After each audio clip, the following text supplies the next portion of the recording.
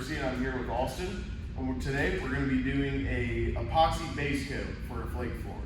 Now there's multiple different bases you can use for your flake system. You can use epoxy, polyaspartic, polyurea, but today we're going to show you how to use our epoxy. We're going to lay this at 8 to 12 mils thick, so that's going to give you about 150 square foot per gallon.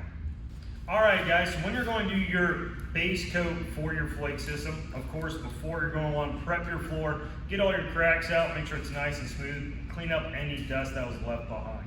Then you're going to go ahead and go to the back of the garage. Let's envision this is going to be the back of our garage. So you're going to go to the back of the garage, make sure you have your 8 to 12 mil squeegee, right? So if you guys look, there are little rivets in this that the epoxy will stay on, and make sure you're getting your appropriate square footage.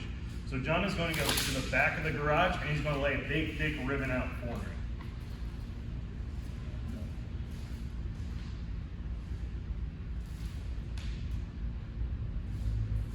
Perfect.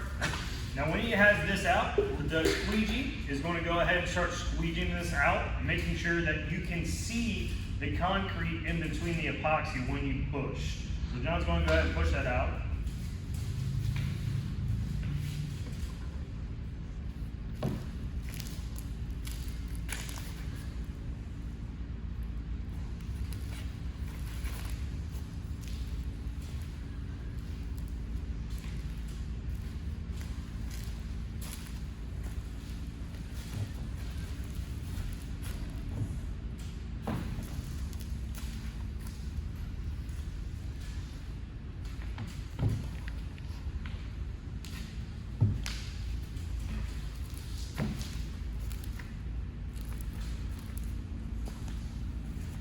Now, one important thing to note is as you're squeegeeing, you want to leave a very fat puddle at the very end of it.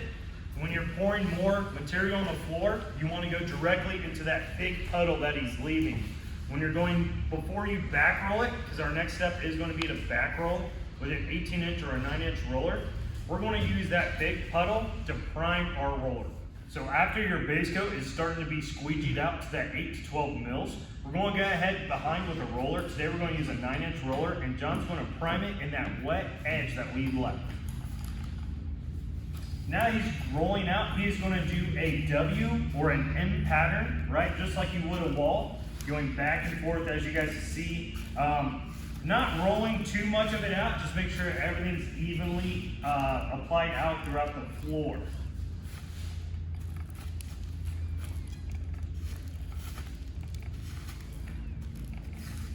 Now with epoxy, you're going to have a pot life and you're going to have a floor life.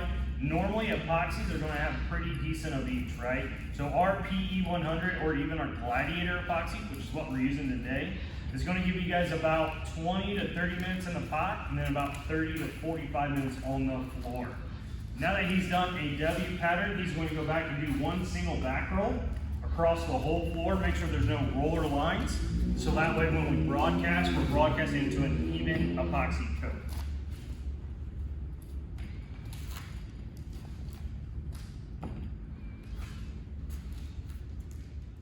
So after we have back rolled our epoxy, it's time to broadcast our flakes into it.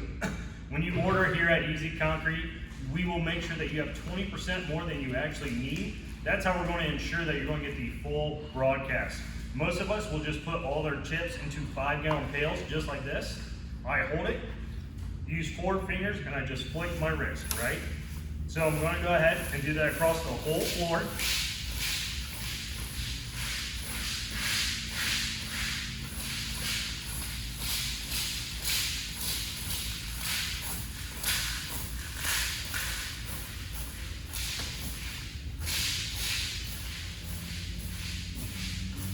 Now with my edges, a lot of times I do what's called the bowling method, right? So it's just like I'm kind of bowling. I want to make sure I get all the edges of the garage and up to the sidewall completely covered.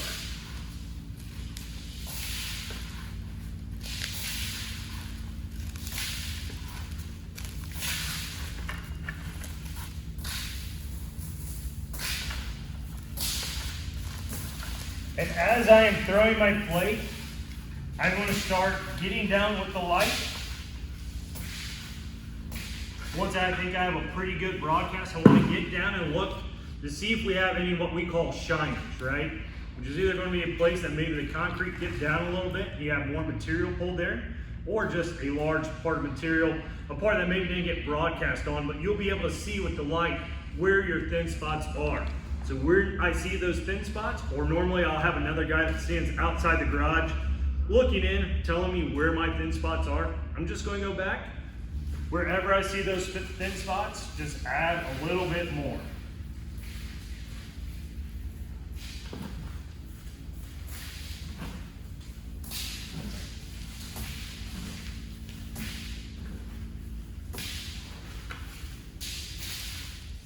All right, guys, so as you see, that's how you throw a base coat or broadcast flake into your base coat. Again, we use an epoxy system, but you can use polysparks, polyureas. If you're going to throw anything outside of epoxy, please give one of us reps a call. We'll love to walk you through it. And make sure you guys stay tuned for part 2 when we teach you how to scrape and do top coat.